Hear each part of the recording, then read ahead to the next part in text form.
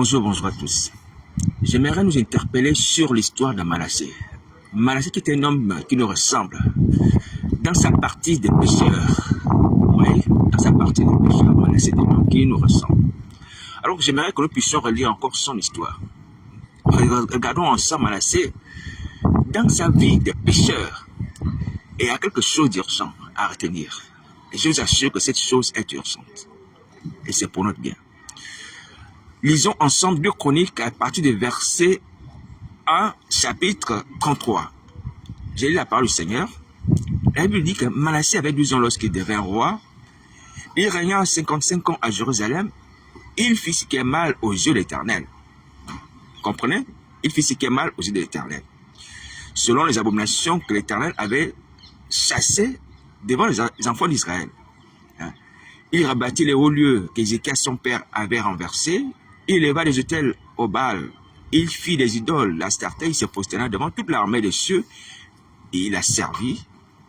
Il bâtit des autels dans la maison de l'Éternel, quoique l'Éternel eût dit, c'est dans Jérusalem que mon nom sera à perpétuité. Il bâtit des autels à toute l'armée des cieux. Il fit passer ses fils par le feu dans la vallée des fils des Hinnom. Il observait les nuages, les serpents pour en tirer des pronostics. Il s'adonnait la magie. Il établit des gens qui évoquaient les esprits et qui prédisaient l'avenir. Il fit de plus en plus ce qui est mal aux yeux de l'Éternel afin de l'irriter. Il plaça l'image taillée de l'idole qu'il avait faite dans la maison de Dieu, de laquelle Dieu avait dit à David et à Salomon son fils, c'est dans cette maison et dans Jérusalem que j'ai choisi parmi toutes les tribus d'Israël que je vais toujours placer mon nom.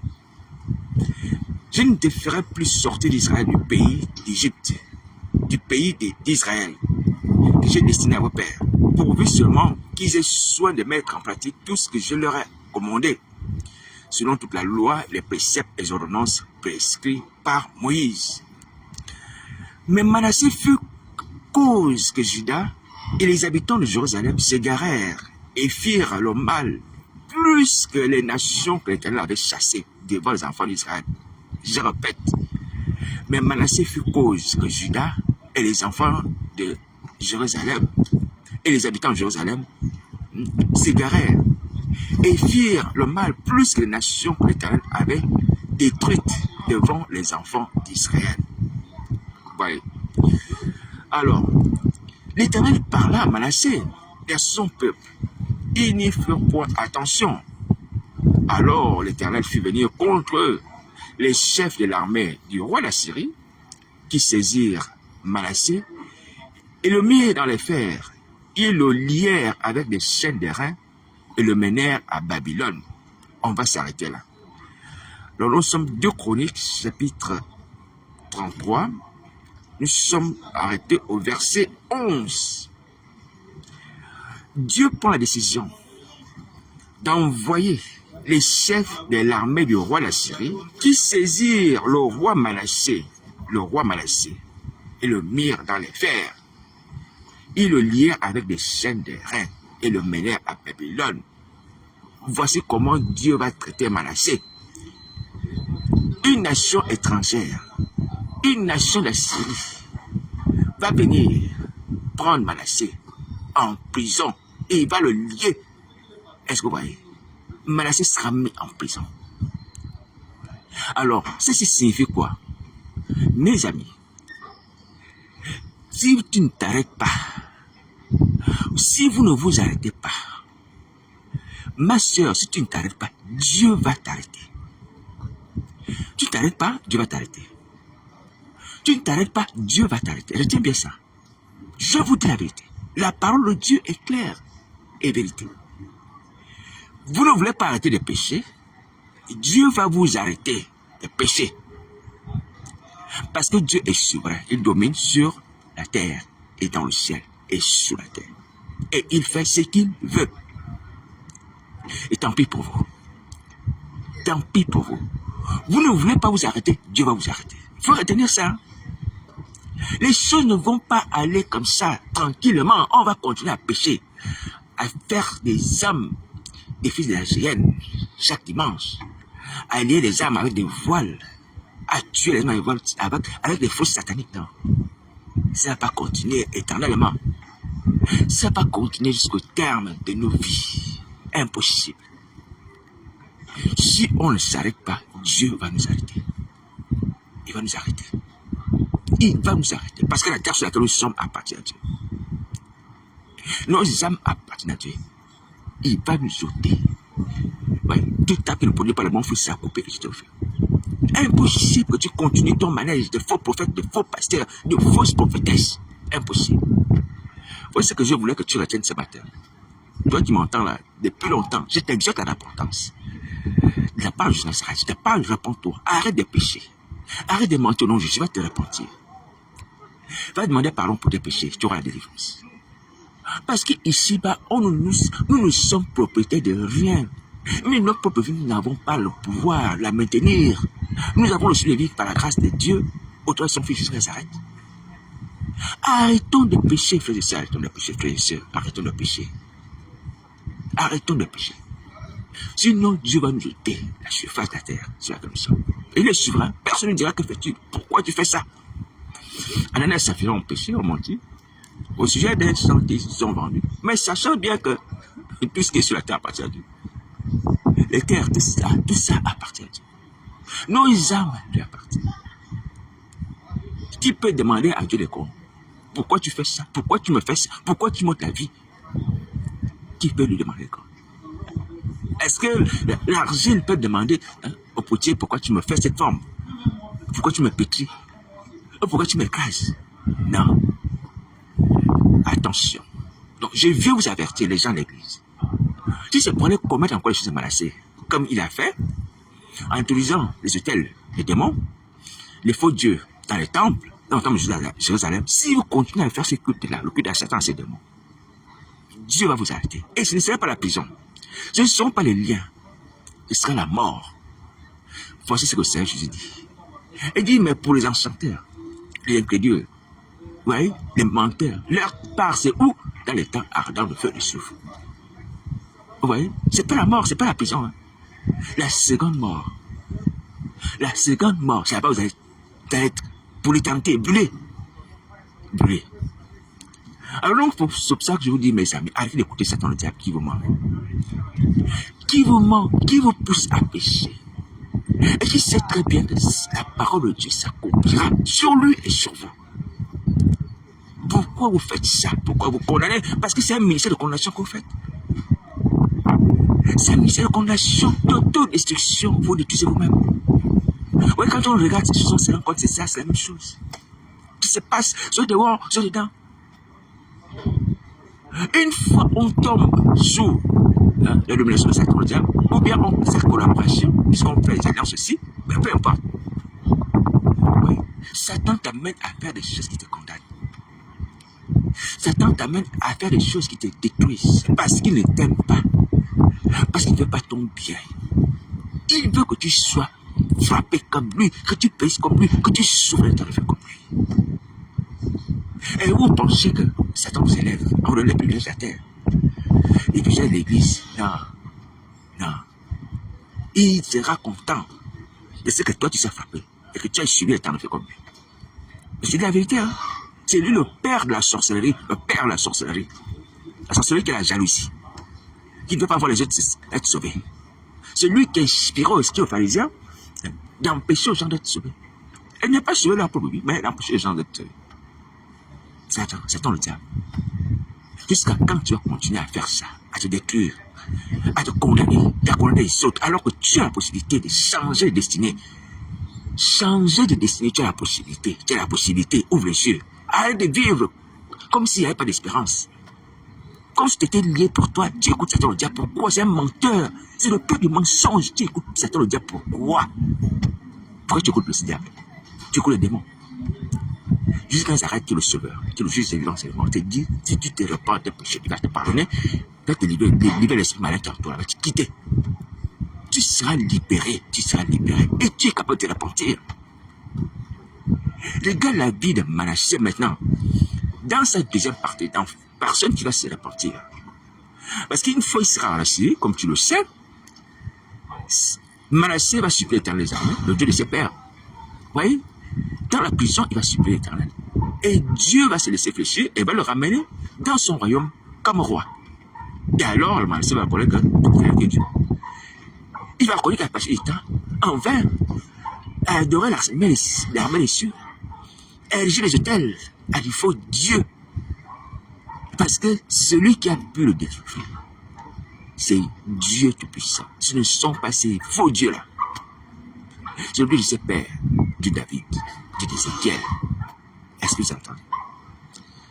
Alors j'aimerais te dire, mon frère, ma chère, toi qui m'entends, arrête ton ministère, arrête, tu peux te repentir. Tu peux te repentir, Satan te ment. Tu peux te repentir et tu peux avoir la sécurité, la vie, comme Manassé d'ailleurs, quand il s'est repenti, il a eu la vie. Il est mort après avoir régné 55 ans. Tu vas terminer ta destinée sur la terre. Pourquoi tu crains? On peut quitter la sorcellerie, la magie, être en vie, jusqu'à ce que ça protège les siens.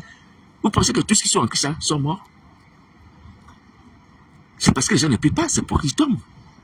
Si on veille, on prie, on ne tombe pas, ni dans la tentation, ni dans la séduction, ni dans les manipulations, ni dans la mort, ni dans la décision. Peu importe l'action de l'ennemi. On ne peut pas mourir si tu pries. Tu veilles, tu pries, tu ne mourras pas. C'est impossible, impossible.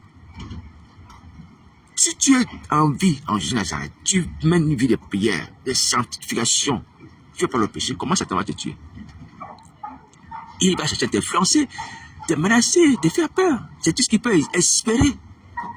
Que tu aies peur, que tu te retrates. Hein? Tu renies Jésus Nazareth, voilà, c'est tout. Et tu cesses de prier. Mais il ne peut pas te faire mourir. Il ne veut pas te faire mourir, tu marches dans cette situation. Et tu vas, tu pries, impossible que tu meurs. Celui qui croit en Christ à la vie éternelle. Il ne vient pas au jugement, il est passé de la mort à la vie. Et personne ne peut ôter ce que Christ tient entre ses mains. Pourquoi tu crains jusqu'à écouter Satan, le diable? Jusqu'à considérer que la parole de Satan est dessus la parole de Dieu qui est vérité. C'est pas vrai. Et toi, tu vois la puissance du sang de Christ dans ma vie. Il m'a permis d'être en vie. Satan, le diable, m'attaque lui-même, le prince de ce monde.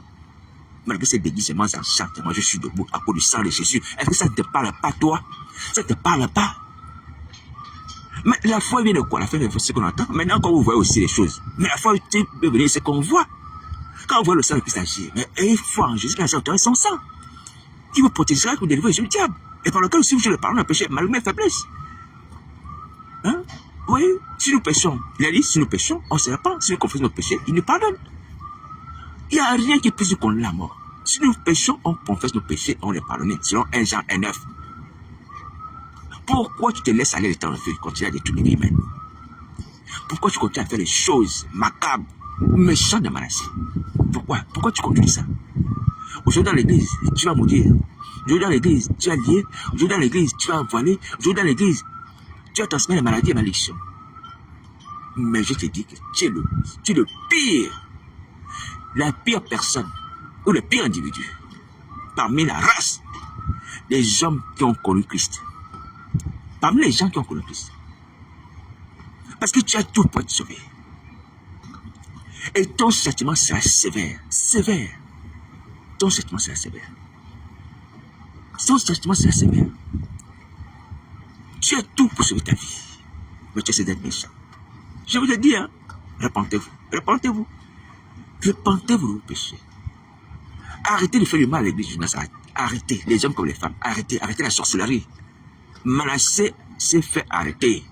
Parce qu'il ne voulait pas arrêter. Vous allez vous faire arrêter. D'une manière ou d'une autre, je vous assure que Dieu est souverain. Ce n'est pas moi. Moi, je ne suis pas juste, je ne suis pas policier, je ne suis pas militaire. Je n'ai aucune arme. Aucune. Mais Dieu qui est souverain en haut. Et la puissance des anges. Et la puissance, il y a les anges. Et je vous ai dit déjà que bientôt les anges vont intervenir. Bientôt l'ouverture du sixième sceau. Donc pour ce qui est des gens qui peuvent opérer des châtiments, et qui vont le faire, les anges sont là, sont bien placés. Ils sont annoncés. Dans le livre d'Ézéchiel chapitre 9, vous allez voir comment les anges frappent les gens dans le temple. Ce n'est pleurer. L'éternité, tu as passé ta vie, tu as fait du mal. On te dit, répands-toi, change de vie. Arrête, demande l'aide si tu veux, on va prier avec toi. Tu t'entends écouter le diable, parce que tu vois le diable. Et tu ne vois pas la puissance de Christ. Tu n'as pas la puissance de Jésus dans ma vie. Non, mais je vois le démon, mais tu ne vois pas le sang de Christ dans ma vie aussi. Moi aussi, je vois le diable, non? Je ne vois pas la puissance du diable qui est sans effet et sur laquelle je marche au nom de Jésus Nazareth. Il peut m'impressionner, venir à mon sommeil, me faire voler, faire ceci, transformer en femme ou en père, peu importe. Mais c'est sans effet à cause du sang de Christ. Ce qui est important, ce n'est pas la guerre. Ce qui est important, c'est l'issue de la guerre. Est-ce que ça a une issue? Est-ce que la victoire? Non. Mais nous, la victoire. Il peut te manipuler, te blâmer, mais tu as la victoire. La croix, c'est ça. La croix, ce sont les tribulations. La croix, ce sont les persécutions. Mais la croix finit par la victoire. La victoire. Mais les flagellations, oui, c'est vrai. Mais on a la victoire à la fin. À Golgotha, le fils de Dieu a triomphé, les Satan. On s'est moqué de lui, mais il a triomphé. Il a dépouillé à Golgotha. Est-ce que vous voyez? Alors, et Paul va parler même de légère affliction. À cause du Saint-Esprit que nous avons, qui nous permet de supporter cela. De supporter ces souffrances et douleurs. Et de nous réjouir de louer Dieu. Parce que nous le comprenons, c'est dans le leçon. Pourquoi tu crains? Pourquoi tu crains? Pourquoi tu crains? Tu comptes à pécher. À être un faux prophète, pourquoi? Pourquoi tu fais ça? Une fausse prophétesse. Pourquoi tu mets encore ce masque-là? Depuis que tu m'entends, de parler de repentance. Repends-toi, repends-toi. Dieu va t'arrêter. Il va t'arrêter. Si tu t'arrêtes pas, il va t'arrêter. Il va t'arrêter. Aujourd'hui, encore, tu as la grâce de ton vie. Repends-toi. Change d'attitude. Quitte le diable, ce démon qui est la société secrète, la sorcellerie, peu importe, la confrérie dans laquelle tu es, de famille ou d'amis, qui t'apparaît par Christ, jusqu'à cette femme, dans ta chambre, tu le trouveras. Si tu veux, tu contactes un frère, c'est celui qui exerce. Il va prier pour toi, et avec toi, il va te soutenir, il va t'épauler, il va t'encourager. Va chercher les enfants de lumière. Si tu ne veux pas être seul, va physiquement, mais tu ne seras pas seul physiquement, spirituellement. Est-ce que tu m'entends? Arrête de pécher. Et j'ai pris qu'à cause du sang de Nazareth, toute œuvre qui a été conçue aujourd'hui dans les églises de Paris, de France, soit anéantie. Et parmi vous qui êtes mes amis, que le sang de Christ détruise vos œuvres. Et toute œuvre qui a été faite contre ma personne, soit internet ou ailleurs, soit sans effet. À cause du sang de Jésus. Quand tu t'enfonces, commence à faire sans effet. Enchantement, séduction, manipulation, sans effet. Mais si quelqu'un s'entête, que je n'ai te réprime, qui te frappe, te fasse tomber, non seulement à terre comme sur le terre, mais te fasse mourir comme Ananias Saphira. Soit dans ce pays ou ailleurs, dans ce jeu de mort. Marabout sorcier. Quiconque me combat, que je te frappe. Parce qu'il ne s'agit pas de moi, il s'agit de l'œuvre de Nazareth, l'œuvre de la repentance, le salut des âmes. Donc Dieu avertit. Tu arrêtes de pécher et de faire du mal à Nazareth, de te poser à son œuvre. Ce que tu as fait, le jardin de te repentir, de pécher. Voici la parole de Nazareth. Qui est attentif? Parce que cette œuvre que nous faisons là n'est pas de moi, elle vient de lui. Cette œuvre-là vient de lui. Je vous ai dit qu'une fois je voulais abandonner. Et je suis allé me coucher, je m'ai montré le visage de Jean-Baptiste. Je me suis levé. Je me suis levé. Mes amis craignants. Certes, je suis un homme pauvre, indigent, sans maison, sans rien, sans ministère, comme les autres, pupitres et grand temple, je n'ai rien, c'est vrai. Mais les messages que je vous annonce viennent de Jésus Nazareth. Le message que je vous annonce vient de Jésus Nazareth. Voilà pourquoi tu n'as pas besoin de me voir même. Alléluia. Même si tu es une lettre, pourvu qu'elle vienne de Christ, c'est ce qui est important sur ta vie. C'est ce que Jean va écrire aux 7 églises qui sont en Asie. Sans que ces églises puissent connaître qui est Jean, ou le voir, ou même si quelques-unes le connaissaient. Ce qui est important, c'est le message. Le message, pas le messager. Ce qui est important, c'est le contenu du message. Il est vrai. Ce n'est pas le bien du messager. Ce n'est pas le succès du messager. Est-ce que le messager a telle ou telle chose? Est-ce qu'il a réussi dans sa vie? Ce qui est important, c'est ce qu'il te dit. Est-ce que tu m'entends? Alors prends ce message comme une lettre de Nazareth qui t'adresse. Si tu ne t'arrêtes pas, il va t'arrêter. Si tu ne t'arrêtes pas de pécher, de faire du mal à son église, à son nom, au Père, au Fils et aux chrétiens, il va t'arrêter. Tu seras frappé. Il a dit à Isabelle, je lui donne du temps afin qu'elle se repentisse sur l'impunité, elle ne va pas se repentir. Donc, il lui donne du temps pour qu'elle l'arrête. Mais si s'entête, il va ajouter sur une série, il va l'arrêter. Bon, voici la parole de Nazareth. Et tu auras le temps de feu de souffre. Souviens-tu de mauvais riche qui va crier par Abraham, aie pitié de moi. Tu vas souffrir comme ça. Toute ta vie, toute l'éternité, même pas la vie, toute l'éternité, là-bas. Là-bas, tu vas souffrir. Alors donc, prends courage, va te repentir au Père de Nazareth dans ta chambre. Sinon, appelle les gens qui peuvent prier avec toi dans mon indigne personne. 07 58 88 71. Voici mon numéro de téléphone. Bon courage.